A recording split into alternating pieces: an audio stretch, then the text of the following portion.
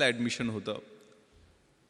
10वीला 82% mark होते म्हणून 11वी सायन्सला admission घेतलेलं होतं. पण 12वी सायन्सला लातूरला जायला पासला पैसे नव्हते. 250 रुपये पासला नव्हते. आईनं द्यायला उशीर केला. 15-20 दिवस 12वी सायन्सची कॉलेज चुकलं. आपल्याला माहीत आहे सायन्सचा अभ्यास कसा असतो. आणि मग त्या त्या त्या फ्रस्ट्रेशनमधून, त्या आगतिकतेमधून तिनं गळ्याला फास लावला. तिनं जी सुईसाईड नोट, आत्महत्येपूर्वीची जी चिठ्ठी लिहिलेली ती अजूनही माझ्या मोबाईलमध्ये आहे. त्याच्यात ती काय लिहिते, बाबा मला माफ करा, माझं चुकलंय, मला माहीत आहे, पण पर्याय काय नव्हता. आणि माझी एकच विनंती आहे, 13व्या दिवशी तुम्ही माझं गोड जेवण जे करता ना ते कृपया करू नका. त्यातनं पैसे खर्च होतील, ते पैसे वाचवा आणि माझ्या बहिणीचं लग्न लावण्यासाठी ते पैसे जपून ठेवा. माहीत नाही 69 वर्ष होऊन गेली स्वातंत्र्याला, अशी परिस्थिती आपल्याला सामोरी जावी लागते. दुसरी एक घटना तिथली शेजारची परडी वैजनाथ. त्या ठिकाणी मी एक वेगळ्या कार्यक्रमाला गेलेलो होतो. त्या गावानं एका मुलीला 10वीला 96.5% मार्क मिळाले म्हणून 1 लाख रुपये सगळ्या गावानं जमा करून दिलेले होते. आता ही 96.5% मार्क मिळालेली 10वीतली मुलगी कुठल्या IAS IPS किंवा शिक्षकाच्या किंवा कुठल्या मध्यमवर्गीयाच्या किंवा कुठल्या उद्योगाच्या घरातली नव्हती. तिचे आई वडील हे तिथल्या स्मशानामध्ये झोपडं लावून तिथल्या स्मशानामधल्या चिता पेटवण्याचं काम करायचे. घरात लाईट सुद्धा नव्हती. दिवा कधी कधी विझला की स्मशानात चितेचा जो अग्नी असतो त्या आगीच्या उजेडात अभ्यास करून तिनं 96.5% मार्क मिळवलेले होते.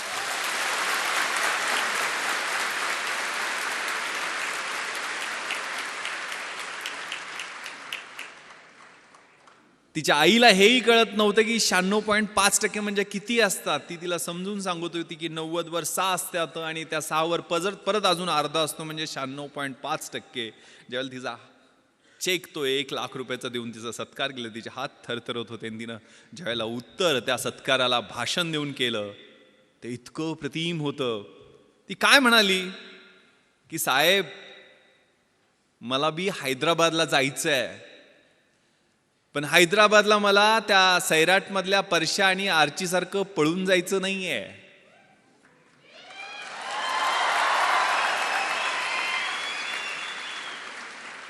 मला हैदराबादला सरदार वल्लभभाई पटेल राष्ट्रीय पोलीस अकादमीमध्ये IPS प्रोबेशनर म्हणून तुमच्यासारखं ट्रेनिंग घ्यायला जायचं.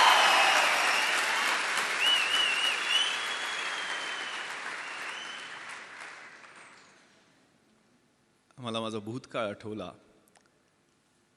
कोल्हापुरातनं एक पत्र्याची पेटी घेऊन STला पैसे जास्त लागायचे म्हणून ट्रकात बसून पुढच्या ठिकाणी पत्र्याच्या पेटीत पुस्तक होती फक्त, दुसरं काहीच नव्हतं. एक जीन्स, एक गोल्या गळ्याचा T-शर्ट आणि 2-3 फाटकी तुटकी कपडे घेऊन गेलेलो. 1993 साली आठवत आहे. मनामध्ये स्वप्न होती, मोठी स्वप्न होती. पण तिथं गेलो त्यावेळेला परिस्थिती वेगळी होती. राहायची कुठंच मुंबईत सोय होत नव्हती. SIC ही IAS IPS अधिकारी बनवणारी पंढरी जी आहे ती चर्चगेट आणि VTच्या मध्ये आहे की जिथं राहणं सर्वसामान्य माणसाला परवडतच नाही आहे. परंतु सुदैवानं आमदार निवास आहेत. तर कुलाब्याच्या समोर ते मॅजेस्टिक आमदार निवासमध्ये पेटी टाकली, पत्र्याची पेटी ठेवली. पण आपल्याला माहीत आहे सगळे कार्यकर्ते आमदार निवासमध्ये त्या कुलाबा कॉजवेवर काय काय खातात आणि संध्याकाळी कसले कसले वास सोडतात सांगू शकत नाही आहे. झोपच लागायची नाही. मग ते बाहेर पट्टे टाकून झोपण्याचा प्रयत्न केला, पण ढेकणं आणि पिसवा आणि मच्छर एवढे त्यांच्याशी स्पर्धा करत तिथं राहायला लागायचं. तिथनंच 2 मिनिटाच्या अंतरावर यशोधन, सुनीती, सुरुची IAS IPS अधिकाऱ्यांच्या क्वार्टर्स आहेत. जिथनं लाल दिव्याच्या गाडीतनं झगमगीत सुटाबुटातले अधिकारी उतरायचे, त्यांच्याकडे पाहत लांबून उभा राहून बघायचो. तिथंच सर्वंट क्वार्टर्स त्यांच्या अधिकाऱ्यांच्या सोयीसाठी, त्यांच्या सेवेसाठी जे सर्वंट्स असतात त्यांच्या 10 बाय 10च्या छोटे छोटे सर्वंट क्वार्टर्स आहेत. तिथं मी थोरात साहेबांचं, आदरणीय थोरात साहेबांचं स्वागत करतो आपल्याच कॅम्पसमध्ये.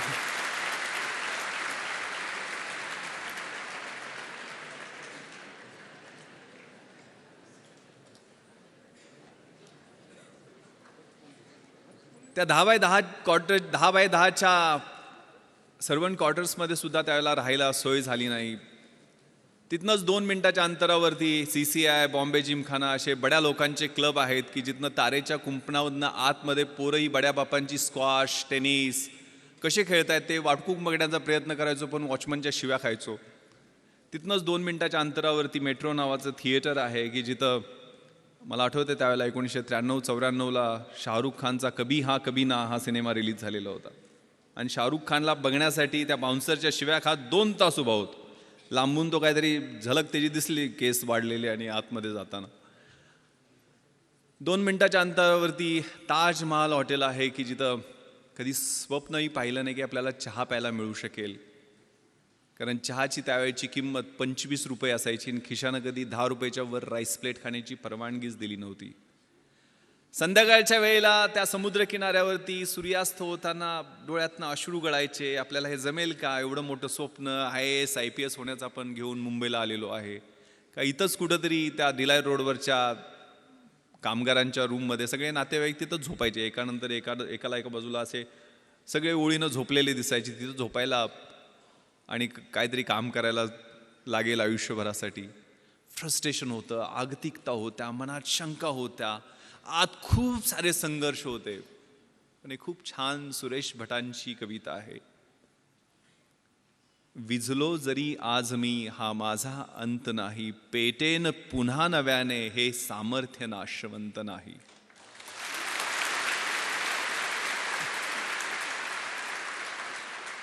छाटले जरी पंख माझे पुन्हा उडेन मी, अडवू शकेल मजला अजूनशी भिंत नाही. माझी झोपडी जाळण्याचे झालेत कैक कावे, जळेल झोपडी अशी आग ती ज्वलंत नाही.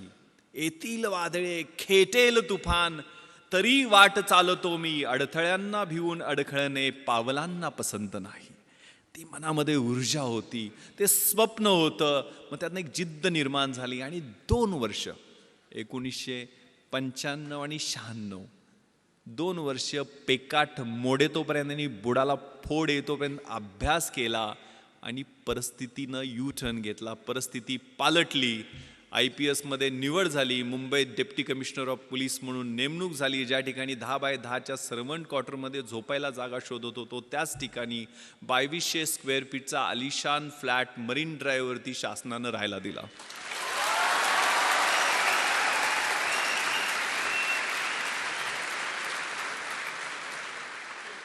ज्या क्लबमध्ये कधी आतमध्ये काय चाललंय हे धडपडून वॉचमनच्या शिव्या खात पाहायचो, त्याच क्लबची मॅनेजमेंटची मंडळी येऊन विनंती करायला लागली की साहेब आमच्या क्लबची ऑनररी मेंबरशिप घ्या. आणि त्याच क्लबमध्ये माझी मुलं मला स्क्वॉश आणि टेनिस खेळताना दिसायला लागली. ज्या थिएटरमध्ये धडपडून फिल्मस्टार बघायला प्रयत्न करायचो 2011ला पश्चिम मुंबईचा म्हणजे बँड्रापासून जुहूपर्यंतचा जो एलिट बॉलिवूडचा एरिया आहे त्या एरियाचा ॲडिशनल पोलीस कमिशनर झालो आणि तेच फिल्मस्टार 2-2 दिवस माझी अपॉइंटमेंट घेऊन भेटायला वाट पाहायला लागले.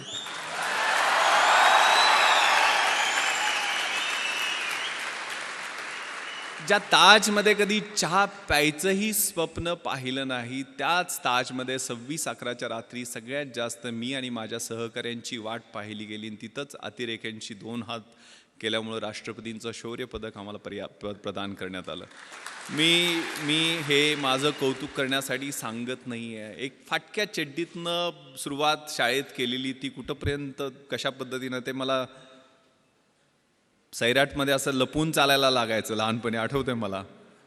तर ती परिस्थिती कशी बदलू शकते त्यासाठी मनगटात किलिंग इन्स्टिंक्ट, लाथ मारीन तिथं पाणी काढीन ही जिद्द, हे तुमचं वय आहे. त्या वयामध्ये तुम्ही आहात, क्रुशियल वयामध्ये आहात आणि ते मग साकार करण्यासाठी काय मी एकटाच नव्हतो.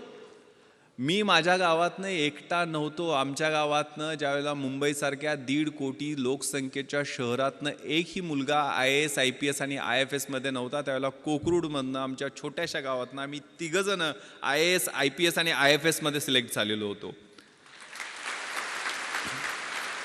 आनंद पाटील जो आता जॉईंट सेक्रेटरी आहे गव्हर्नमेंट ऑफ इंडियामध्ये, विलासराव देशमुख साहेबांकडे तो जवळजवळ 5 वर्ष PS म्हणून दिल्लीला त्यानं काम पाहिलेलं आहे. तामिळनाडू काडरमध्ये त्याची नेमणूक झाली. तो IAS मध्ये सिलेक्ट झाला. मी IPS मध्ये आता पश्चिम महाराष्ट्राचा IG म्हणून काम करतोय. 2 वर्षापूर्वी मी अमेरिकेला पोस्ट ब्लास्ट इन्व्हेस्टिगेशनचं ट्रेनिंग तिथल्या गव्हर्नमेंट ऑफ USAने आम्हाला बोलवलेलं होतं, ज्यांनी 26-11 मध्ये चांगलं काम केलं. त्या ठिकाणी ट्रेनिंगला गेलो. त्यावेळेला न्यूयॉर्कला गेलेलो होतो. आपल्याला माहिती आहे सगळ्यात मोठं हे न्यूयॉर्क शहर आणि त्यातला सगळ्यात पॉश एरिया मॅनहॅटन. आणि मॅनहॅटनमध्ये सगळ्यात पॉश भाग म्हणजे टाइम्स स्क्वेअर. आणि टाइम्स स्क्वेअरला लागून 27व्या स्ट्रीटवरती इंडियन एम्बॅसीचं ऑफिस आहे. आणि तिथं मी त्या एम्बॅसीच्या ऑफिसमध्ये गेलो. त्यावेळेला 450-500 स्क्वेअर फीटच्या आलिशान ऑफिसमध्ये एक शेतकऱ्याचं पोरगं फर्स्ट सेक्रेटरी म्हणून त्या ऑफिसमध्ये बसलेला होता, सुगंध चौगले. सुगंध चौगले नाव घ्यायला अवघड पडतो म्हणून तो यस राजाराम झालेला आहे. त्यामुळं खेड्यातला हा सुगंध. त्याच्यासाठी काय केलं होतं? दुसरं तिसरं काही केलं नाही. एकच नाव समोर ठेवलं आणि एकच मंत्र म्हणत होतो, शिवाजी, शिवाजी आणि शिवाजी.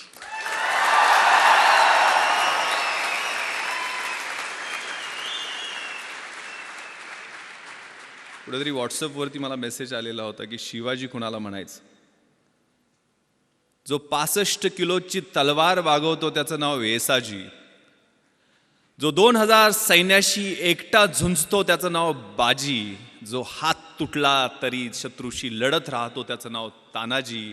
जो 8 तासात घोडा दिल्लीवरून पुण्याला घेऊन येतो त्याचं नाव संताजी. जो शत्रूच्या छावणीत घुसतो आणि शत्रूच्या छावणीचा कळस कापून आणतो त्याचं नाव धनाजी. जो ढाण्या वाघाला एकटा सामोरे जातो आणि त्याला उभा फाडतो त्याचं नाव संभाजी. आणि या सगळ्यांना एकत्र घेऊन स्वराज्याचं नंदनवनाचं तोरण बांधतो त्याचं नाव शिवाजी.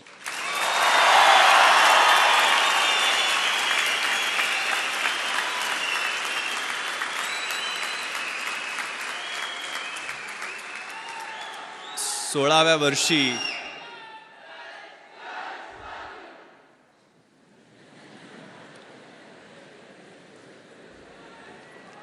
नुसत्या आरोळ्या नाही द्यायच्या, नुसत्या घोषणा नाही द्यायच्या. आतमधनं कणाकणामध्ये अगणित सूर्य शिवाजी नावाचे तयार झाले. तर ऑटोमॅटिक हा देश महासत्ता जो काही डॉक्टर APJ अब्दुल कलाम सरांच्या नावानं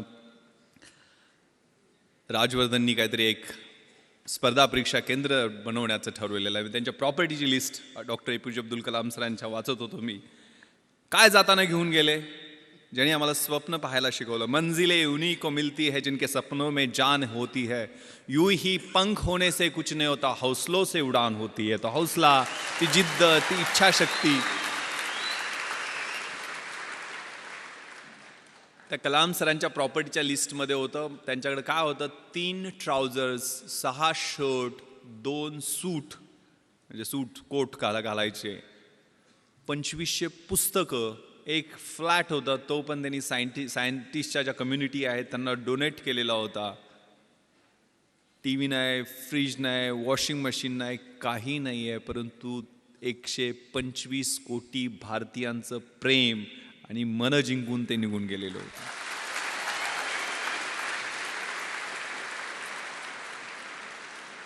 त्यामुळे हा मंत्र शिवाजी, शिवाजी, शिवाजी का मी सांगतोय? कारण त्यांनी प्लॅन जो केला. What is planning? सगळं मॅनेजमेंट, सगळं काही शिकायचं असेल तर छत्रपती शिवरायांच्या चरित्रातनं शिकायला पाहिजे. What is planning? Deciding in advance what to do, when to do, how to do, who is suppose to do it. कसं करायचं, काय करायचं, केव्हा करायचं, त्याचं नियोजन कशा पद्धतीनं करायचं, याला प्लॅनिंग म्हणतात. आणि प्लॅनिंगसाठी आपल्या समोरचं चॅलेंज कोणतं आहे, आपल्या समोरचं आव्हान कोणतं आहे, आपला ॲडव्हर्सरी कोण आहे, आपला शत्रू कोण आहे, परीक्षा समोर धरा. परीक्षेला समोर धरलं आणि एक सून झू नावाचा चिनी युद्धशास्त्रज्ञ आहे, त्यानं खूप छान विश्लेषण, आर्ट ऑफ वॉर नावाचा 511 बिफोर क्राइस्ट त्यांनी ग्रंथ लिहिलेला आहे. त्याच्यात त्यांनी विश्लेषण केलेलं आहे. If you know your self, युद्धशास्त्रातलं हे तत्व आहे जे आपल्या आयुष्यामध्ये तेवढंच लागू पडतं. If you know yourself and if you know your enemy, you need not worry about the result of 100 battles. तुम्हाला स्वतःबद्दल पूर्ण माहिती असेल आणि शत्रूबद्दल पूर्ण माहिती असेल तर 100च्या 100 युद्धामध्ये तुमचा विजय निश्चित आहे. पण माहिती कशा पद्धतीचं विश्लेषण, स्वॉट प्रिन्सिपल आपण वाचलेलं असतं. Strength, weaknesses, opportunities and threats. आपली बलस्थानं कोणती आहेत, आपली दुर्बल स्थानं कोणती आहेत, आपल्या समोरच्या संधी कोणत्या आहेत आणि आपल्या समोरचे धोके कोणते आहेत याचं योग्य विश्लेषण स्वतःचं आणि शत्रूचं, म्हणजे परीक्षा असेल तर परीक्षेचं. सिलेबस कसा आहे, प्रश्नपत्रिका कशा येणार आहेत, गेल्या 10 वर्षातल्या कशा आहेत, पुढच्या कशा येऊ शकतील, सिलेबसमध्ये व्हॉट टू डू आणि व्हॉट नॉट टू डू हे कशा पद्धतीनं करायचं ते तुम्ही ठरवता का, त्याच्यावर काम करता का, नियोजन करता का, आणि त्याच्यानंतर स्मार्ट पद्धतीने. What is smart? Specific, measurable, attainable, realistic and time bound. स्मार्टचं full form आहे. तशा पद्धतीनं तुम्ही अभ्यासाचं नियोजन करता का, आणि मग तो स्मार्ट अभ्यास असेल तर तुम्हाला यश मिळण्याचं गुणोत्तर अधिक चांगलं होत जातं. If you know yourself and if you do not know about your enemy, after every victory gain you will suffer a defeat. जर तुम्हाला स्वतःबद्दल माहिती असेल पूर्णपणे, मात्र शत्रूबद्दल माहिती नसेल तर एका विजयानंतर तुम्हाला एक पराभव पचवावाच लागेल. जर तुम्हाला स्वतःबद्दलही माहिती नसेल आणि शत्रूबद्दलही माहिती नसेल तर you will suffer a defeat in every other battle. जर स्वतःबद्दल पण माहिती नसेल आणि शत्रूबद्दल माहिती नसेल तर आपल्याला मार खायला लागणार हे निश्चित आहे. त्यामुळे हे विश्लेषण आपल्यातल्या पॉझिटिव्ह, निगेटिव्ह, डिस्ट्रक्टिव्ह सगळ्या गोष्टींचं विश्लेषण व्यवस्थित करून आपल्याला मार्गक्रमण करायचं. And this time is very very important. More you sweat during peace, less you bleed during war. हे युद्धशास्त्रातलं दुसरं महत्त्वाचं तत्व आहे की शांततेच्या काळात जास्त घाम काढला तर युद्धाच्या काळामध्ये कमी रक्त सांडावं लागतं. तुमच्या हा कॉलेजचा काळ आहे, तो रचनात्मक काळ आहे. तुम्हाला कुणीही अडवलेलं नाही अभ्यास करायला, आणि अभ्यास करून कुणाच्या अंगाला भोकं पडलेत किंवा कोण मेलाय असं मी काय ऐकलेलं नाही आहे. त्यामुळे आई वडील आपले खूप खस्ता खाऊन आपल्याला इकडं अभ्यासासाठी पाठवतात. कारण माझ्या वडिलांनी अर्धा एकर शेती विकलेली होती, मला सांगितलं पण नाही. कधीही त्यांनी मला एक पोस्टकार्ड लिहायचे. पोस्टकार्डवर त्यांची सही मोडीतली सही आहे. जुने पैलवान होते ते, 4थी शिकलेले. आईचं शिक्षण तर झालेलं नाही आहे, पण लिहिता वाचता तिनं नंतर शिकली थोडंफार वाचायला. पण वडील मी दिल्लीला ज्यावेळेला UPSCची तयारी करायला इंटरव्ह्यूच्या वेळेला होतो, मुंबईमध्ये असायचो, त्यावेळेला पोस्टकार्ड लिहायचे. त्यांनी कधी टेन्शन देणाऱ्या गोष्टी लिहिल्या नाहीत, पण व्यवस्थित चाललंय आमची काही काळजी करू नको, तुला पैसे किती पाहिजेत, कसे पाठवून देऊ, जेवायला व्यवस्थित मिळतं का, वगैरे वगैरे विचारपूस करून शेवटी मात्र न चुकता एक ओळ ते लिहायचे. मला गावाकडे प्रेमानं भावड्या म्हणतात. भावड्या, माझे डोळे मिटायच्या आधी तुला लाल दिव्याच्या गाडीतनं आलेलं मला पाहायचं आहे.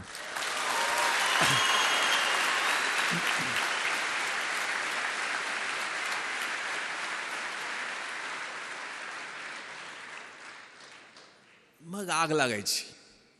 कुठं कशी लागायची माहीत नाही, तर किडा पेटायचा.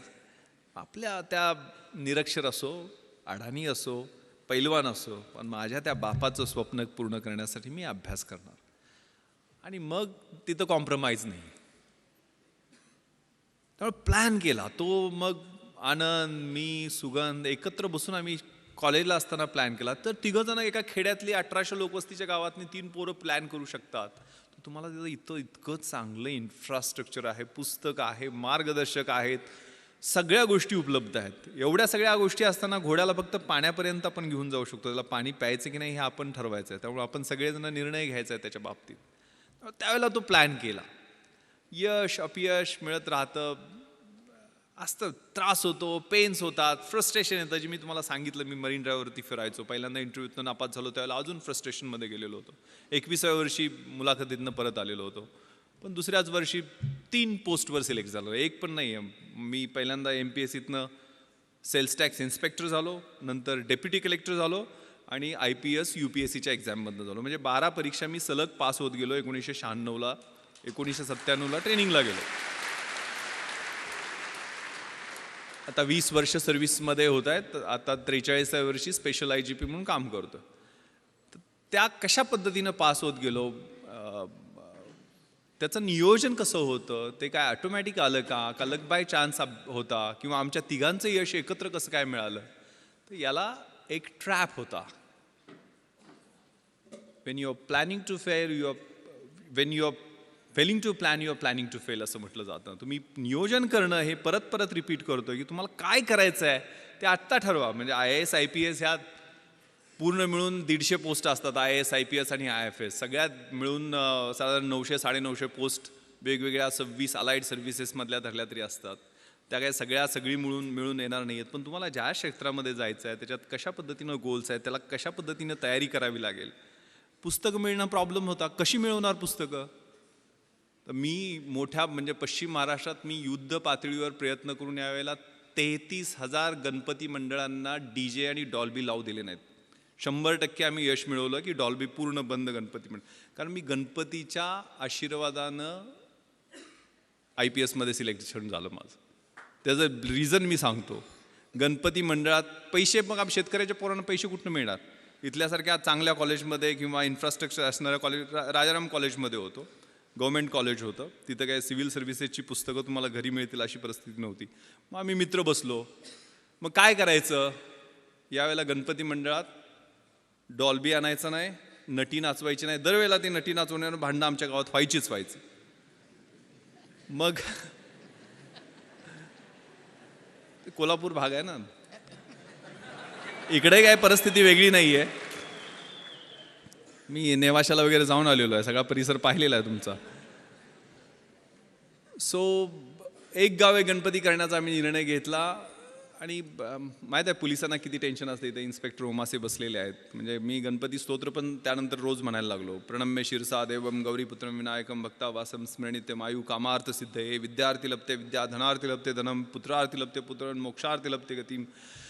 म्हणजे ज्या देवाच्या पूजनाने प्रत्येक शुभ कार्याची सुरुवात होते, जो विद्यार्थ्याला विद्या देतो, धन पाहिजे त्याला धन देतो, अपत्य पाहिजे त्याला अपत्य देतो, मोक्ष पाहिजे त्याला मोक्ष देतो, तो गणपती बाप्पा आम्हा पोलिसांना मात्र भरपूर टेन्शन देतो. कारण त्याच्याकडे असणारं अटेन्शन. मग ते अटेन्शन आम्ही बदललं. गावातनं पैसे जमा केले आणि व्याख्यानमाला घेतली. त्यावेळेला निर्मल कुमार फडकुले, शिवाजीराव भोसले असे व्याख्याते आणून सुद्धा आमचे 44,000 रुपये शिल्लक राहिले. कारण सहकार चळवळ आमच्या भागात ही चांगल्या पद्धतीनं रुजलेली आहे. सगळ्या कारखान्यांनी सूतगिरण्यांनी चांगली मदत दिली होती. 7 का 8 हजार रुपये खर्च आले. 44,000 रुपये. मग करायचं काय याचं? तर गाववाल्यांनी वेगवेगळे प्रस्ताव दिले. कुणी म्हटलं तालीम बांधूयात, कुणी व्यायामशाळा करूयात, कुणी म्हटलं ॲम्ब्युलन्स गावात आणूया, त्याच्यासाठी अजून पैसे जमा करू.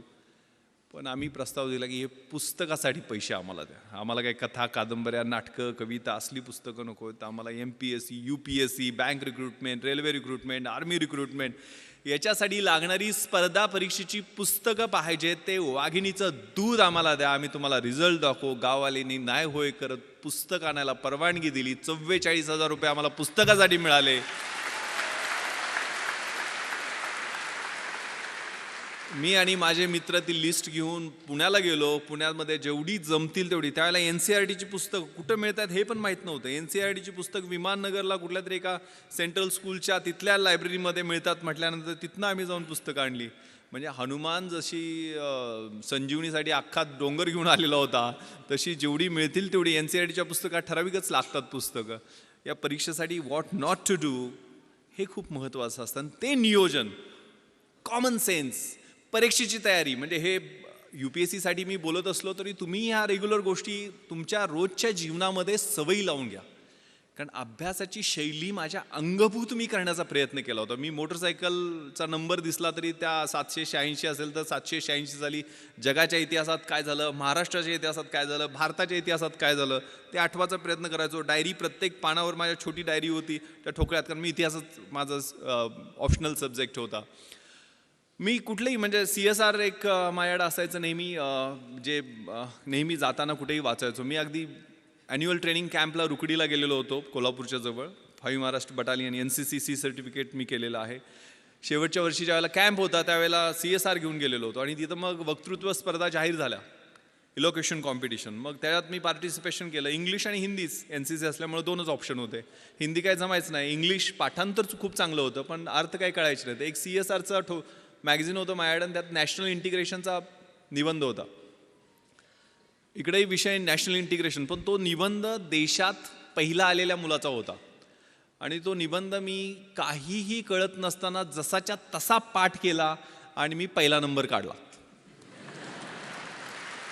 मला म्हणजे अजूनही मला तो निबंध आठवतोय नॅशनल इंटिग्रेशनवरती जो होता. The strength of the nation lies not in its loud claims and mouth watering directive principles of the state policy but in the spirit of service and that of the complete dedication of one's both body and soul to the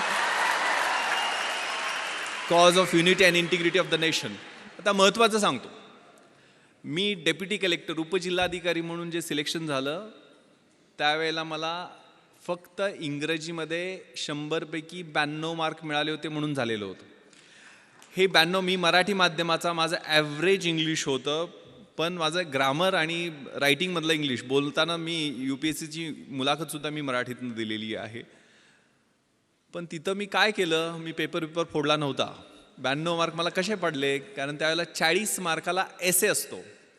आता मी कुठला निबंध पाठ केला होता, national इंटिग्रेशनचा, आणि इथं मला निबंध कुठला आलेला होता, if I wear a prime minister, मी पंतप्रधान झालो तर.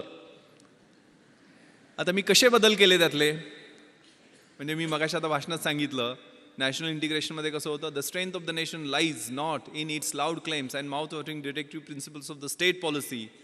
इकडे कसं गेलं, the strength of the nation lies not in prime ministers loud claims and his mouth watering directive. पुढे असं होतं, however with every salute and cheers to our grand and mighty past we cannot but admit that our present is afflicting, sometimes it is horrifying, sometimes frustrating. इकडे कसं गेले, however with every salute and cheers to our grand and mighty past of Jawaharlal Nehru, Indira Gandhi, our present, त्यावेळेला इंदर कुमार गुजराल आणि ते चंद्रशेखर सरकार पडणं वगैरे सुरू होतं, ते सगळं इट इज अफ्लिक्टिंग, समटाईम्स हॉरिफाईंग. असे व्यवस्थितपणे फिलिंग द ब्लँक्स केले आणि व्यवस्थितपणे पेपर तो लिहिला आणि 92 मार्क मिळाले आणि मी डेप्युटी कलेक्टर होऊ शकलो. हा प्रयोग माझ्या मित्रानं केला आणि त्याला 37 मार्क फक्त पडले. त्यामुळं हा प्रत्येकाचा इंडिव्हिज्युअल अप्रोच असतो, प्रत्येकाच्या अभ्यासाची शैली ही वेगळी असते. माझी दुसरं कारण, मी डेप्युटी कलेक्टर होण्याचं माझा समाजशास्त्र विषय मी घेतलेला होता. कधी घेतला, ज्यावेळेला MPSC प्रिलिम्सचा रिझल्ट लागला आणि मी पास झालो आहे आणि 1.5 महिन्यांनी MPSCची मुख्य परीक्षा आहे हे माहीत झाल्यानंतर मी समाजशास्त्र विषय घेतला. कारण मराठी लिटरेचर माझा दुसरा ऑप्शनल सब्जेक्ट UPSCच्या अभ्यासासाठी, IAS IPSच्या तयारीसाठी मराठी साहित्य होता. पण MPSCमध्ये मराठी साहित्याचा चांगला स्कोअर होत नाही आहे, त्यामुळे मला माझ्या मित्रांनी सांगितलं की तो विषय घेऊ नको. मग मी समाजशास्त्र विषय घेतला. समाजशास्त्राचं सोशॉलॉजीचं स्पेलिंग सोडून मला काहीही माहीत नव्हतं. मी बाजारात गेलो, सगळ्यात छोटं पुस्तक असेल ते निवडलं आणि ते 175 पानाचं पुस्तक घेऊन आलो. आणि माझा एक मित्र संजय देशमुख, जो MPhil इन सोशॉलॉजी झालेला होता, त्याला म्हटलं मला जरा मार्गदर्शन कर रे, माझं 7 दिवस मी देऊ शकतो या विषयाला, मला समाजशास्त्र विषयात चांगले मार्क्स पाडायचे आहेत. तोही मेन्सला होता. तो 3 ठोकळे त्यानं मोठे मोठे काढले आणि जवळजवळ 350-400 डेफिनेशन्स इंग्लिशमध्ये त्याला पाठ होत्या. आणि असं टेन्शन दिलं की म्हटलं आता आपण गळ्यात दगड बांधलेला आहे आणि उडी मारलेली आहे आणि 100% बुडणार. मात्र ते 7 दिवस त्या पुस्तकाबरोबर मी अभ्यास केला, म्हणजे रोमॅन्स केला, लिटरली कॉन्सेप्ट समजून घेतले.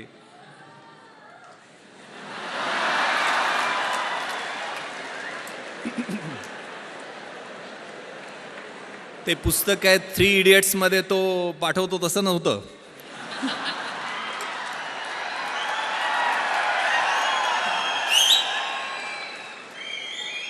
आणि तुम्हाला विश्वास बसणार नाही, माझं मार्कशीट तुम्हाला मी दाखवेल. ज्यावेळेला रिझल्ट लागला, जो MPhil इन सोशॉलॉजी होता संजय देशमुख, त्या माझ्या मित्राला 200 पैकी 80 मार्क पडले, म्हणजे 40% मार्क मिळाले. त्या ठिकाणी 8 दिवस रोमॅन्स करून, 8 दिवसच अभ्यास करून मला 200 पैकी 160 म्हणजे 80% मार्क मिळाले.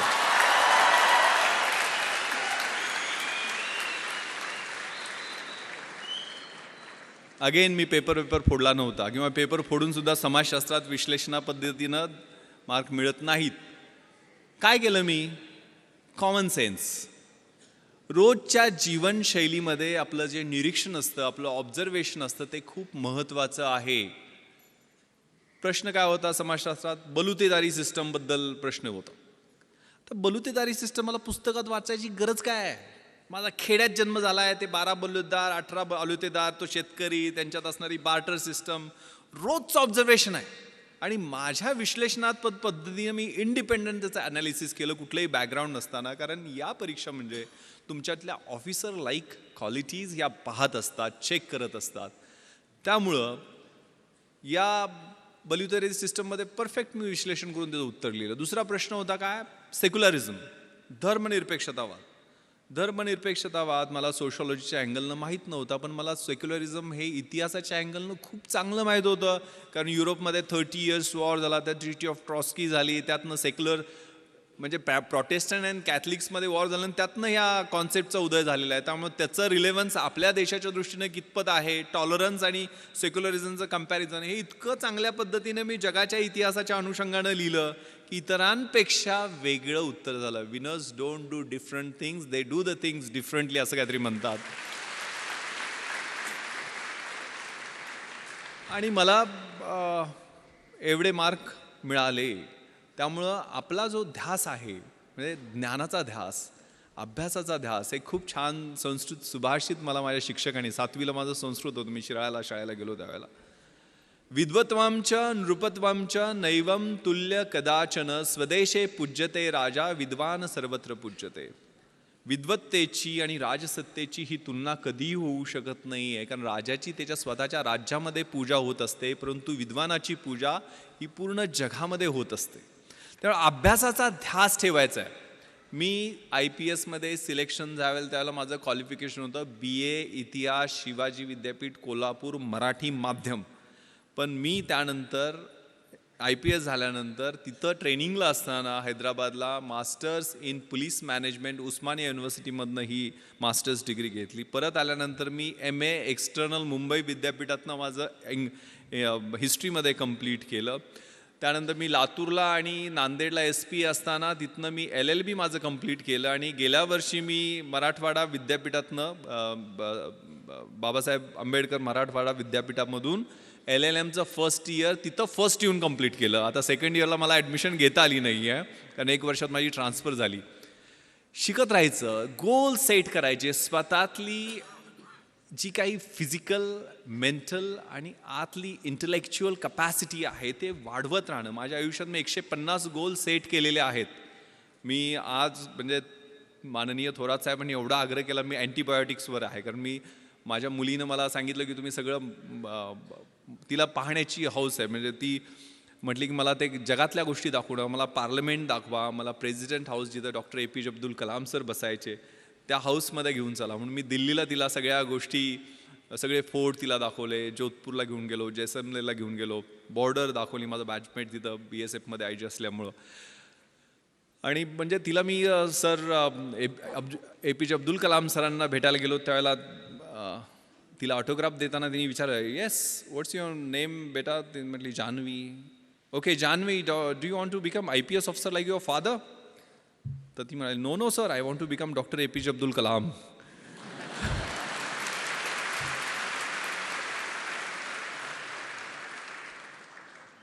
इथं सावित्रीच्या लेखी सगळ्या आहेत. म्हणजे ते मला दंगल सगळ्यांनी पाहिला ना? Yes, that's fighting spirit, that should be there. त्यामुळे हे सगळं जे आहे ना, आणि इकडं सगळे शिवाजीचे मावळे असं काहीतरी म्हटले ना,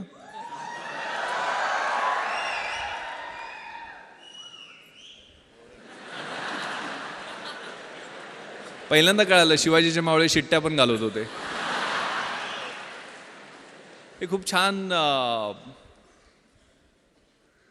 सुभाषित अगेन मला आठवतं, शिक्षकांनी शिकवलेलं. यौवनम धनसंपत्ती प्रभुत्वम विवेकिता एकैकपम अनर्थाय किमु यत्र चतुष्टयम.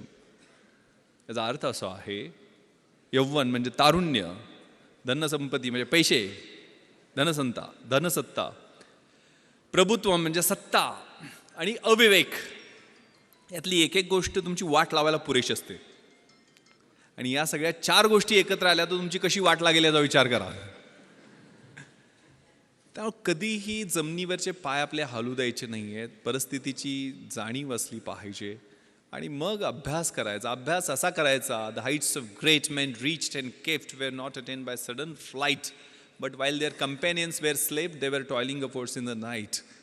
जी उंची मोठी माणसं गाठतात ती थोरात साहेबांनी ज्यावेळेला 1978ला सुरुवात केली होती त्यावेळेला काय 100-150 सुद्धा विद्यार्थी नव्हते. आज 10,000 विद्यार्थी या कॅम्पसमध्ये आहेत. त्यावेळेला त्यांनी कष्ट केलेलं असतं, ते विजन असतं समोर, एक दूरदृष्टी असते आणि त्या दृष्टीनं त्यांनी पाऊल एक एक पाऊल टाकत पुढे गेलेले असतात. त्यावेळेला नियोजन अगेन मी चार्ज घेतलं. माझं नियोजन म्हणजे काय असतं थोडक्यात सांगतो. मी 11 जुलैला कोल्हापूर रेंजचा चार्ज घेतला. मी रोज आता IG झालो आहे म्हटल्यावर मी पहिल्यासारखं 24 तास काम करणार नाही आहे ठरवलं. आता SP-ना मी कामाला लावेल, मग मी रोज 10 तास काम करेल. मग 10 तास मी रोज काम केलं तर किती कामाचे दिवस माझे 31 मार्चपर्यंत होतात. 790 करेक्ट दिवस होतात. 790 दिवस माझे इन्स्पेक्शन 5 जिल्ह्यात माझ्याकडे आहेत, तर 10 दिवस 10 तास प्रत्येकी असे 5 जिल्ह्यांची इन्स्पेक्शन केल्यानंतर किती दिवस होतात. मी रोज 2 तास नागरिकांना भेटण्यासाठी देईल तर ते किती तास होतात. मी 2 तास टपाल माझं रोजचं टपाल काढेल त्याच्यासाठी किती दिवस होतात. मी माझ्या अधिकाऱ्यांच्या मीटिंग्ज रिव्ह्यूसाठी गेल ते 2-2 तास मी असे स्लॉट्स बनवले. तसे अभ्यासाचे सुद्धा मी ज्यावेळेला UPSCची तयारी करत होतो 4 तासाचा सकाळचा स्लॉट पहाटेचा, मी 3 वाजता उठायची सवय होती. अशी सवय इतरांनी पण प्रयत्न केला आणि नापास झालेत. अगेन मी सांगतो तुम्हाला ज्यावेळेला योग्य वाटते त्यावेळेला उठा आणि अभ्यासाचे 3 स्लॉट, सकाळचा 4 तासाचा, दुपारचा 4 तासाचा आणि संध्याकाळचा 4 तासाचा. मग दुपारच्या वेळेला मला झोप यायची तर मी त्यावेळेला मला जे कठीण विषय वाटतात ते मी त्यावेळेला घेणार नाही आहे. सकाळच्या फ्रेश स्लॉटमध्ये मी ते घेईल. ज्यावेळेला मला सोपे वाटतात ते मी दुपारच्या स्लॉटमध्ये घेईल. अभ्यासात सुद्धा 1 तास वरचा ग्राफ वाढत जातो, नंतर 2 तास स्टेबल राहतो आणि तिसऱ्या वेळेला खाली येतो. तर सायंटिफिकली मी अभ्यासाचं नियोजन तशा पद्धतीनं करेल. मी जास्तीत जास्त लिहील. माझी उत्तरं इतरांपेक्षा कशी वेगळी राहतील, कारण 5 उत्तरं 60-60 मार्कांची UPSCच्या 300 मार्कांच्या प्रश्नासाठी लिहावी लागतात. एक एसेचा पेपर असतो तो 3 तास बसून एकाच विषयावर 200 मार्कांचा एसे लिहावा लागतो. मग 3 तास एका विषयावर लिहायला किती आपल्याला अभ्यास असला पाहिजे किंवा किती ज्ञान असलं पाहिजे किंवा किती पद्धतीचं आपलं जजमेंट असलं पाहिजे, त्याचा लॉजिकल फ्लो कसा असला पाहिजे याची तयारी. कारण 2000 मार्कांची ती परीक्षा म्हणजे आतून बाहेरून किस काढते. तुमच्यातलं काही राहत नाही आहे. त्यातल्या सगळ्या गोष्टी 2 ऑप्शनल सब्जेक्ट्स, आता पॅटर्न कंप्लीट बदललेला आहे. त्यामुळे माझ्या वेळेच्या 2 ऑप्शनल सब्जेक्ट्स, 2 जनरल स्टडीजचे 300 मार्कांचे पेपर्स, एक एसेचा 200 मार्कांचा पेपर आणि मुलाखत शेवटी. असं व्यवस्थित फ्लो म्हणजे प्रिलिमिनरी एक्झामिनेशनमध्ये 5-6 लाख मुलं बसतात. त्यात 900 सगळे असतात. मग ते पहिल्या टप्प्यातनं निघून 50,000 येतात.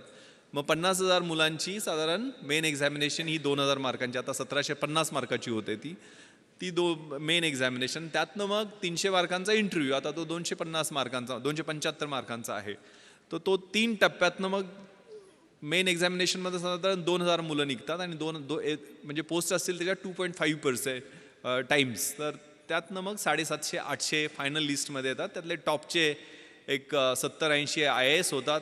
नंतरचे IPS किंवा IFS मध्ये प्रिफर करतात आपल्या प्रेफरन्सप्रमाणे, बॉडी पॅरामीटर्सप्रमाणे. नंतर IRS, रेल्वे सर्व्हिसेस, असे वेगवेगळे प्रेफरन्स, त्याचा प्लॅन. मग त्यातले काडरमध्ये नेमणूक होणं हे अजून सोन्याहून पिवळं. तर ह्या सगळ्या गोष्टी, त्याचं नियोजन त्या कॉलेजच्या असताना त्यावेळेला सुरुवात केलेली होती. ती आपल्याला ज्या क्षेत्रामध्ये जायचं आहे त्याची पूर्ण माहिती करून घेणं आणि त्याच्याप्रमाणे नियोजन करणं. आज तर नेटवर तुम्हाला A to Z सगळ्या गोष्टी उपलब्ध आहेत. मात्र आपली मुलं, मी आता एक सर्वे वाचत होतो, जगातला सर्वे येतो, 20,000 तास आजकाल 16 वर्षापर्यंत मुलं नेटवरती आहेत सर. त्या 20,000 तासामध्ये ते साधारण 15,000 मर्डर, 12,000 रेप आणि ॲप्रॉक्सिमेटली 1,00,000 पोर्नोग्राफी क्लिप पाहत आहेत. आणि याच्यामुळं ऑटोमॅटिक वेपन्सचा वापर, ड्रग्सचा वापर, एड्स, चाकूसुऱ्यांचा वापर शाळांमध्ये वाढलेला आहे. तर आपण कशा पद्धतीनं त्या व्हॉट्सअप किंवा सोशल मीडियावरती कुठल्या संगतीमध्ये आहे. कारण मी 3 रेव पार्ट्यावरती रेड केलेले आहेत. मी पुण्याची इकडं तुम्हाला माहीत असेल, पण मुंबईमध्ये ओकूड हॉटेलमध्ये क्रिकेटचे IPL प्लेयर्स वगैरे पकडले होते म्हणून खूप गदारोळ झालेला होता मुंबईमध्ये. खूप मला मोठ्या लिडिंग न्यूजपेपरनी 5 प्रश्न विचारले, मोठमोठी आर्टिकल्स लिहायच्या नाईट लाईफवर तू हल्ला करणारा कोण वगैरे वगैरे. पण ज्यावेळेला यांचे ब्लड आणि युरिन रिपोर्ट्स आले, त्यातल्या 98% मुलामुलींच्या ब्लड युरिन्समध्ये अफीम, चरस, गांजा, कोकेन असे नाही, फ्लनिट्रेप्झेम सारखे, म्हणजे त्याला नायट्राईट बेस्ड ड्रग्ज म्हणतात, ज्याला डेट रेप म्हणतात, जे पबमध्ये गेल्यानंतर एक ड्रॉप थम्सअपच्या एखाद्या बाटलीमध्ये मिक्स केला आणि तो एखाद्या मुलीला दिला तर तिची मेमरी ब्लर होते. एक संडे नावाचा सिनेमा आलेला होता, Sunday is missing from the life of that girl, किंवा फॅशनमध्ये हा प्रकार दाखलेला होता. म्हणजे डेट रेप, डेटवर घेऊन जायचं आणि रेप करायचं, सकाळपर्यंत तिचं आयुष्य उद्ध्वस्त झालेलं असतं.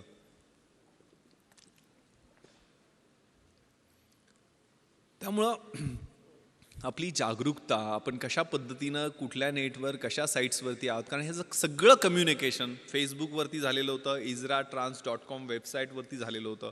इंटरनेटचं जे वर्ल्ड आहे ते खूप धोकादायक आहे. त्याच्यावर आपण सावध राहिलं पाहिजे, जपून असलं पाहिजे. आपले फोटो लोड करताना, विशेष करून लहान मुलांचे फोटो लोड करताना, मुलींचे फोटो लोड करताना आपण त्याच्या बाबतीत सावधानता बाळगली पाहिजे. यातल्या एक मुलगी माझ्या मित्राची होती, म्हणजे मी पार्टीमध्ये पकडलेली. नंतर मग कारवाई तर मी कायदेशीर सगळी केली, कुणाला काय सोडलं नाही आहे. आणि त्यानंतर मित्र माझ्याकडे तिला काउन्सिलिंगसाठी घेऊन आलेला होता. आणि तिला मी विचारलं, एक 18-19 वर्षाची मुलगी होती, की काय करते बेटा तू हे, why do you do this, म्हणजे काय त्यातनं तुला, म्हणजे sir uncle I can't leave without it.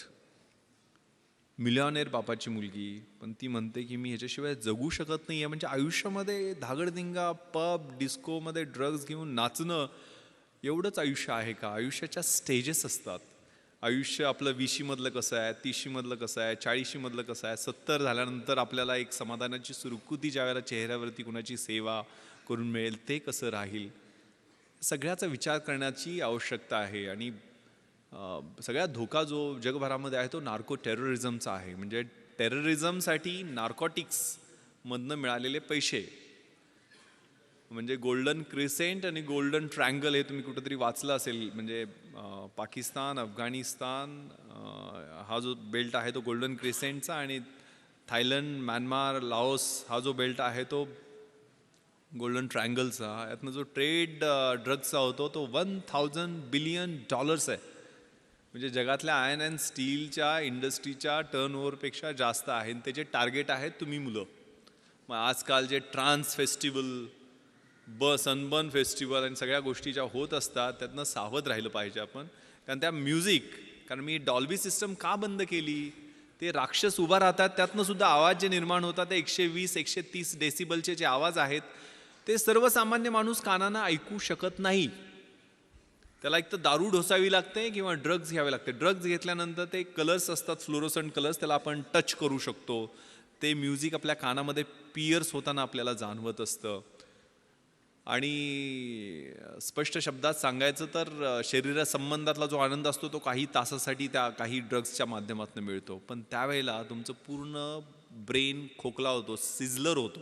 त्याला सिझलर ड्रग असं म्हणतात. ॲम्फिटिमाइनचे डेरिव्हेटिव्ह आहेत, MDMA वगैरे, किंवा एक्स्टसीचे जे प्रकार आहेत, त्यातनं तुमची स्प्लिट पर्सनॅलिटी होते, सिझोफ्रेनिया ज्याला म्हणतो आपण.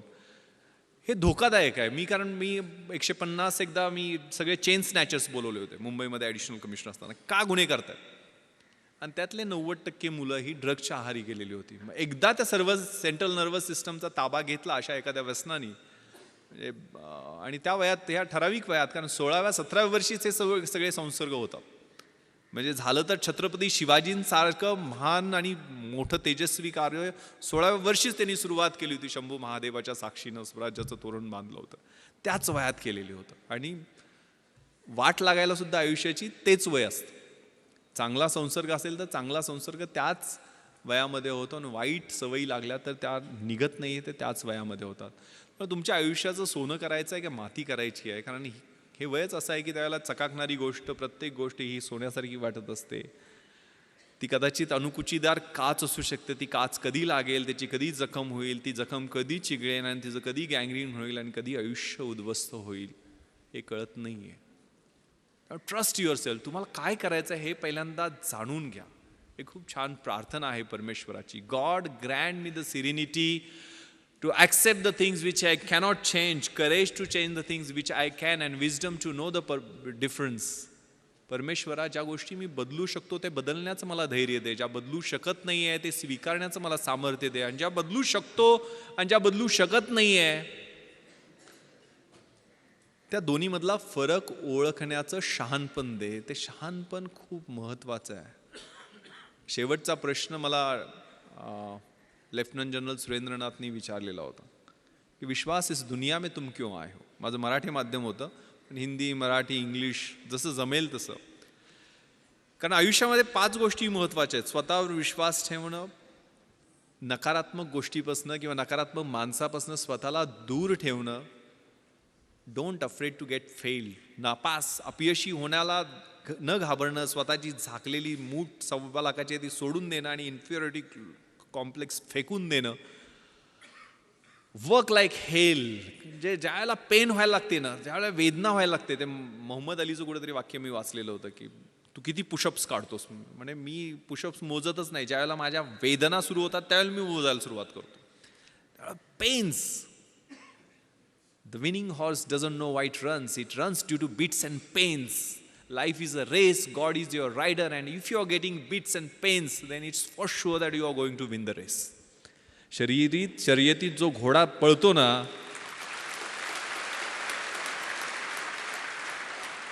त्याला माहीत नसते तो का पळतोय. त्याला जे चटके, फटके, चापकाचे ओरखाडे मिळत असतात त्यामुळे तो पळत असतो. आणि जीवन ही अशीच एक शर्यत आहे. परमेश्वर हा तुमचा रायडर आहे. आणि जर तुम्हाला ते चटके आणि फटके मिळत असतील तर परमेश्वराची इच्छा आहे की तुम्ही ती शर्यत जिंकावी. तेव्हा ते चटके फटके मिळत आहेत का, तेव्हा आयुष्य प्लेन नाही आहे. Work like hell and give something back to the society. Last, very important. आपण कशासाठी आहे, काय आहे आणि आपण काय द्यायचं. जगातली 3 सगळ्यात सुंदर क्रियापद आहेत. To love, to help and to serve. प्रेम करणं, मदत करणं आणि सेवा करणं. ज्या ज्या वेळेला शक्य आहे त्या गोष्टीसाठी आपण तडफडून पुढे गेलं पाहिजे. त्यातनं जे समाधान मिळतं ते आपल्या सेल्फिश मोटिव्ह किंवा मटेरियलिस्टिक किंवा भौतिक गोष्टीमधनं मिळत नाही. मी जी मुलाखतीत मला शेवटचा प्रश्न विचारला होता की विश्वास इस दुनिया में क्यों आए हो, गोंधळून टाकणारा प्रश्न होता. UPSCचे त्यावेळेचे चेअरमन त्यांनी हा प्रश्न विचारलेला होता. मी तर स्वतःचं कर्तृत्व नाही, आई वडील मला घेऊन आले दुनियेमध्ये. पण मी त्यावेळेला त्यांना एक कविता मला आवडते सर, कदाचित ती माझ्या आयुष्याचं उद्दिष्ट मी ठरू शकेल. आणि ती कविता मी नेहमी म्हणून दाखवतो. Very meaningful poem, the poem of La Mancha. युद्धातल्या सैनिकाची ती कविता आहे. To dream the impossible dream. जे अशक्य आहे ते स्वप्न मला पाहायचं आहे. टू फाईट द अनबीटेबल फो. ज्याचा कोणी पराभव करू शकत नाही त्याला जाऊन मला हरवायचं आहे. To run where the brave dare not to go. ज्या ठिकाणी कुणी जाण्याचं धाडस करत नाही तिथे जाऊन मला धावायचं आहे. To try when your arms are too weary. माझे हात, पाय, बाहू, शरीर सगळं थकून गेलंय, त्यावेळेला मला तो एव्हरेस्ट समोर दिसतोय. तो एव्हरेस्ट गाठण्यासाठी मला एक एक पाऊल पुढे टाकायचं आहे. To reach that unreachable star. This is my quest to follow that star, no matter how hopeless, no matter how far. To fight for the right without questions, without pause. To be willing to march into the hell for heavenly cause.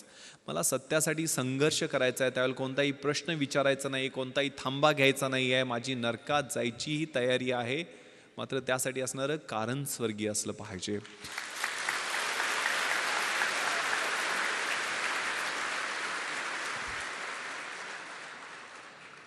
That cause. त्या कवितेतल्या पुढच्या ओळी आहेत.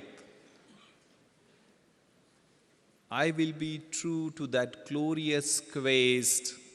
माय heart will lie peaceful and काम when I am late to my rest. And the world will be better for this that one man स्कॉन and covered with scar steel strove with his last ounce of courage to reach that unreachable star. तो युद्धातला सैनिक ज्यावेळेला त्याच्या अंगावर जखमा असतील, त्या भळभळणाऱ्या जखमाबरोबर घेऊन त्या स्टारच्या, त्या ताऱ्याच्या दिशेनं तो ज्यावेळेला जाईल, त्या हौतात्म्याच्या दिशेनं तो जाईल, त्यावेळेला जग सगळं म्हणेल की येस, हा शेवटपर्यंत लढत राहिला, हा शेवटपर्यंत लढत राहिला, देशासाठी लढत राहिला, समाजासाठी लढत राहिला. कारण डिग्निटी, डेथ विथ डिग्निटी खूप महत्त्वाची आहे. आपला आयुष्याचा शेवट कसा होतो हा खूप महत्त्वाचा आहे. कारण आता उदाहरण देताना सुरुवातीला परिचय करून देताना 26/11 सांगितलं गेलं. 26/11च्या अगोदरची परिस्थिती, दरम्यानचे ते 60 तास आणि त्यानंतरचे 1.5 वर्ष मी मुंबईला बदलताना पाहिले आणि माझ्या आतमधनं जे बदल होत होते ते मी पाहिलेले आहेत. माझी पत्नी बऱ्याचदा विचारते की तुम्ही एक ग्लॉक पिस्टल घेऊन बुलेट प्रूफ जॅकेट नसताना, कारण ते ऑड युद्ध होतं. कारण मी आणि माझा बॉडीगार्ड सुरुवातीला आम्ही दोघंच घुसलेलो होतो. 9:40 अतिरेकी 2 मुख्य दरवाजातनं आणि 2 नॉर्थ कोट गेटमधनं घुसले आणि 9:51 11व्या मिनिटाला मी आणि माझा बॉडीगार्ड अमित खेतले, ज्याला 3 गोळ्या लागल्या, दोघंजण आम्ही पाठीमागच्या स्विमिंग पूलच्या गेटमधनं आत घुसलो. 11व्या मिनिटाला मी घुसलो. ज्या वेळेला खाली स्विमिंग पूलच्या एरियामध्ये 7-8 परकीय नागरिकांचे मृतदेह रक्ताच्या थारोळ्यात होते, त्यावेळेला खात्री होती की आपलाही इथंच एंड आहे, हीच आपली समाधी आहे. आतमध्ये 100% आपण जिवंत राहणार आहे, पण मारायचं किंवा मरायचं एवढंच ध्येय त्यावेळेला समोर होतं. त्यामुळे हात थरथरले नाहीत.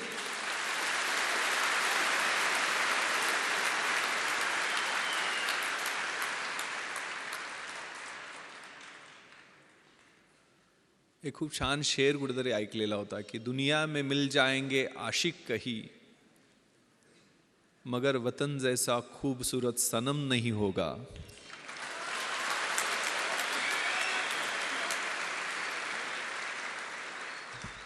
नोटों में लिपटकर सोने में समेटकर मरे हैं कई, मगर तिरंगे जैसा खूबसूरत कफन नहीं होगा.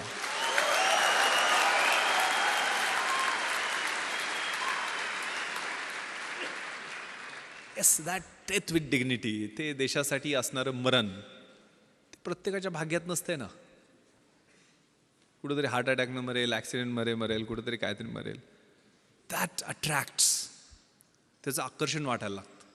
ती स्पर्धा करताना वेगळी मजा असते. कारण ज्यावेळेला आतमध्ये क्रिस्टल हॉलच्या बाहेर 3 पाठमोरे अतिरेकी, म्हणजे त्यांच्याकडं प्रत्येकाकडं एक AK-47, 6 डबल मॅगझिन, म्हणजे एका मॅगझिनमध्ये 30 गोळ्या असतात, 550-650 AK-47चे राऊंड, एक ॲडिशनल पिस्टल, त्याचे 60 ते 100 राऊंड, 25 ग्रेनेड प्रत्येकाकडे. एक ग्रेनेड ब्लास्ट केला तर 25 मीटरच्या परिघातला माणूस मेला तरी पाहिजे किंवा जखमी झाला पाहिजे. आणि प्लॅस्टिकच्या बॅगमध्ये 8 किलोचा RDXचा बॉम्ब, म्हणजे आपण जो पाहिला डोममध्ये, प्रत्येकाकडे एक. आणि असे 4 होते आणि आम्ही 2 जण होतो. माझ्याकडे ग्लॉक पिस्टल होती, जी कम्पॅरेटिव्हली चांगलं वेपन आहे. 18 गोळ्यांचे 2 मॅगझिन्स ग्लॉक पिस्टलमध्ये असतात आणि माझ्या बॉडीगार्डकडे साधी पिस्टल होती. म्हणजे तरी पण आम्ही एकदा ट्रिगर ओढला तर आमची एकच गोळी बाहेर पडणार आणि त्यांनी एकदा ट्रिगर ओढला तर 30 गोळ्या बाहेर पडणार, असा तो फरक होता. पण ज्यावेळेला क्रिस्टल हॉलच्या मध्ये लग्न सुरू होतं आणि त्याच्या बाहेर हे 3 पाठमोरी अतिरेकी सुनील कुडियादी, तिथला सिक्युरिटी चीफनं दाखवले आणि तिथं फ्रॅक्शन ऑफ सेकंड न गवतात बॅटल कॉकपिटिशनवर त्यांच्यावरती आम्ही फायरिंग करू शकलो, की ज्यात एक जखमी झाला आणि तिथनं ते पळाले, म्हणून तिथल्या हॉलमधल्या लग्नात अडकलेल्या लोकांचे जीव वाचले. ते क्रुशियल होतं. त्यावेळेला तो बाहेर गोंधळ अडकलो असतो, मला कोणी प्रश्न विचारले नसते, कारण माझ्या बुलेट प्रूफ जॅकेट नव्हतं, ॲडिशनल मॅन पॉवर येण्याची वाट पाहणं स्वाभाविक होतं. ज्या आतमधनं जो कॉल होता, कॉल फॉर द ड्युटी, कारण पहिल्यांदा ह्या फायरिंग नंतर 11:07 एकही राऊंड फायर झालेलं नाही. म्हणजे 1 तास 5 मिनिटं एकही राऊंड ताजमध्ये फायर झालेलं नाही. आम्ही सगळे मजले चेक केले. साऊथ विंगचे ताजचं विभाजन हे नॉर्थ विंग आणि साऊथ विंगमध्ये, जुन्या ताजमध्ये, जे काय महाभारत झालं ते जुन्या ताजमध्येच झालं. तर नॉर्थ विंगमध्ये ते पळून गेले आणि आम्ही साऊथ विंग चेक करून खाली आलो. 11:07 मात्र 2 ग्रेनेड ब्लास्ट त्यांनी केली, ज्यात शँडिलियर तुटून खाली आलं. आणि गेटवरती मी गेलो तर 2 मिसरूडनं फुटलेली 2 पोरं माझ्यासमोर अजून आली मदतीसाठी. SRPतले हे जवान समाधान मोरे आणि राहुल शिंदे. राहुल 21 वर्षाचा जवान शहीद झाला 2:45च्या गोळीबारामध्ये. यांच्याकडे तर 303 रायफली होत्या, 30-30 राऊंड होते. पण त्यांनाही ना आम्हाला, आमच्या छोट्याशा टीमला जाणीव करून दिली की देशासाठी मारायची किंवा मरायची अशी परत संधी येणार नाही आहे. परत आम्ही नॉर्थ विंगमध्ये घुसलो. परत 6व्या मजला लिफ्टनं घातला. तो पूर्ण चेक करून खाली आल्यानंतर लक्षात आलं की आपण CCTV रूममध्ये जाऊ. मग CCTV रूममधनं फायरिंग 2-3 राऊंड केल्यानंतर ते अतिरेकी 630 आणि 631 रूममधून बाहेर आले. याची माहिती त्यावेळेचे commissioner of police Hasan Ghafoor आणि जॉईंट कमिशनर मारिया साहेबांना दिली. आणि दोघांनी सांगितले की जोपर्यंत नेव्हल कमांडोज पोचत नाही तोपर्यंत थोपवून ठेवते, ऑन द वे आहेत. आणि त्यावेळेला उत्तर दिलं मी CPंना की सर, आम्ही जीव गेला तोपर्यंत आम्ही इथनं त्यांना खाली येऊ देणार नाही. 2:45 वाजेपर्यंत ती धुमश्चक्री आमची चालू राहिली. ज्या ज्या वेळेला ते खाली येण्याचा प्रयत्न करायचे, CCTV कंट्रोलमध्ये आम्हाला ते त्यांना कळायचं नाही की आम्हाला कसं काय कळतंय. आम्ही बाहेर जाऊन त्यांच्यावर दोन चार राऊंड फायर करायचो. 2:45ला मात्र त्यांनी आमचं लोकेशन ओळखलं. पूर्ण ताज जे आहे ते लाकडी नक्षीकाम केलेलं सुंदर वास्तू असणारं हॉटेल, मोठे मोठे महागडे पेंटिंग्स. दुसऱ्या मजल्यावर त्यांनी ग्रेनेड ब्लास्ट 4थ्या मजल्यावरनं केले, कारण 2:45ला त्यांनी मोठा बॉम्ब डोममध्ये ब्लास्ट केला, ज्याच्यात आग आणि ज्वाळा तुम्हाला दिसायला TV वर पाहिले असतील तुम्ही. ग्रेनेड ब्लास्टमुळं पूर्ण मजला पेटला आणि आमच्या रूममध्ये आग आणि धूर दोन्ही यायला सुरुवात झाली. आता इथं जळून मरण्यापेक्षा बाहेर लढून मरू म्हणून आम्ही लाईन फॉर्मेशनमध्ये निघायला सुरुवात केली. वरून AK-47चा बस्ट त्याने आमच्या लाईन फॉर्मेशन केला. आमची लाईन तुटली, आमच्या गोळ्या कमी पडल्या. माझ्या बॉडीगार्डला 3 गोळ्या लागल्या, 2 पायामध्ये आणि 1 पोटाला चाटून गेलेली गोळी राहुलच्या पोटात लागली आणि राहुल त्या ठिकाणी धारातीर्थी पडला. मला आठवतंय मी 2 दिवसानंतर ज्यावेळेला राहुलचा शहीद झालेला देह आणायला गेलेलो होतो, त्यावेळेला रिगर मॉर्टिसनं शरीर ताट झालेलं होतं, युनिफॉर्म जळालेला होता, पण डोळे उघडे होते. खांद्यावरती रायफलचा बट होता, ट्रिगर गार्डमध्ये उंगली होती आणि संगीन वरच्या दिशेनं थेट रोखलेलं होतं आणि डोळे जणू बोलत होते की सर तुमच्या शब्दाला जागलो की नाही. एक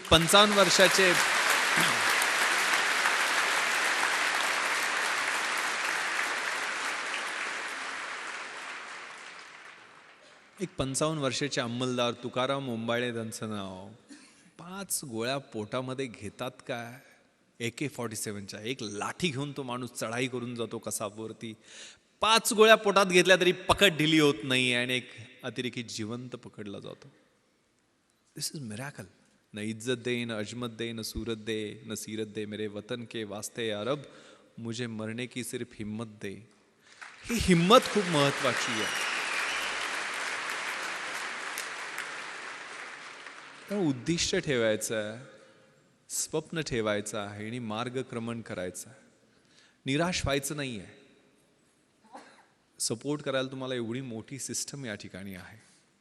हे खूप छान कविता कुसुमाग्रजांची आहे. ओळखलत का सर मला पावसात आला कोणी, कपडे होते करदमलेले केसावरती पाणी, क्षणभर बसला नंतर हसला बोलला वरती पाहुणी, गंगामाई पाहुणी आली गेली घरट्यात राहुनी, माहेर वाशिन पोरीसारखी 4 भिंतीत नाचली, मोकळ्या हाती जाईल कशी, बायको मात्र वाचली, भिंत खचली, चूल विजली, होते नव्हते नेले, आठवणीला डोळ्यामध्ये पाणी मात्र ठेवले, कारभारणीला घेऊन सरसंगी आता लढतो आहे, चिखलगाळ काढतो आहे, पडकी भिंत बांधतो आहे, खिशाकडे हात जाताच हसत हसत उठला, पैसे नकोत सर मला जरा एकटेपणा वाटला, मोडून पडला संसार तरी मोडला नाही कणा, पाठीवरती हात ठेवून नुसतं लढ म्हणा.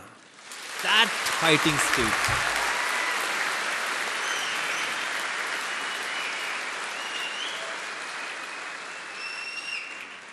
That is the fighting spirit जे तुमच्या वयामध्ये छोट्या मोठ्या आव्हानांना, छोट्या मोठ्या अडचणींना, छोट्या छोट्या आक्रमणांना घाबरायचं नाही आहे. विपत्तीमध्ये मी भयभीत होणार नाही आहे हे मला माहीत आहे, मात्र त्याच्यासाठी माझ्याकडं लढण्याचं बळ दे, एवढंच देवाकडं मागायचं. That spirit that is very very important आणि ते मला वाटतंय लढण्यासाठी उद्युक्त करतं. ते त्याच वयामध्ये हालात के कदमों पर सिकंदर नहीं गिरता, टूटा कोई तारा तो जमी पर नहीं गिरता, गिरते हैं शौक से दरिया समंदर में लेकिन किसी दरिया में समंदर नहीं गिरता. ते तारे तुम्ही आहात, ते सिकंदर तुम्ही आहात, ते समंदर तुम्ही आहात. ती इन्स्टिंक्ट या वयामध्ये असते. आयुष्य डेफिनेशन बदलण्यासाठी आहे. Roger Bannister, Gandhiji, Mandela, Edison, name the person, Mother Teresa, या सगळ्यांनी डेफिनेशन्स बदलल्या. आपल्याला आयुष्य त्यांच्या एवढंच मिळणार आहे, 70-80 वर्ष काय असेल ते. आपण कशाचे डेफिनेशन्स बदलणार आहे? मी काय बदल घडणार, मी परिवर्तन कसं करणार, आणि मला जो बदल अपेक्षित आहे तो माझ्यापासून मी सुरुवात करणार आहे का, हा विचार करण्याची आवश्यकता. आणि घाबरायचं नाही आहे, भ्यायचं नाही आहे, कशालाही भ्यायचं नाही आहे. खूप छान अब्राहम लिंकनचं पत्र आहे की जगात